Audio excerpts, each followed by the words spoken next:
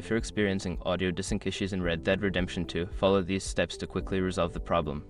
This guide will help you get back to enjoying the game with synchronized audio. Step 1. Check audio settings. Go to the game settings menu and navigate to the audio options. Ensure that the audio output device is correctly set to your preferred speakers or headphones. Step 2. Update audio drivers. Make sure your audio drivers are up to date. Visit the manufacturer's website for your sound card or use the driver update tool to install the latest drivers. Step 3. Adjust in-game audio sync. In the audio settings, look for any options related to audio sync or latency. Adjust these settings to see if it resolves the desync issue. Step 4. Restart the game. Sometimes, simply restarting the game can fix temporary glitches.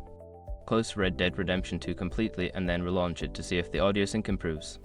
Step 5. Verify game files. If the issue persists, verify the integrity of the game files through Game Launcher, Steam, Epic Games, etc. This process will check for any corrupted files and replace them. By following these steps, you should be able to fix the audio desync issue in Red Dead Redemption 2. Enjoy your gaming experience.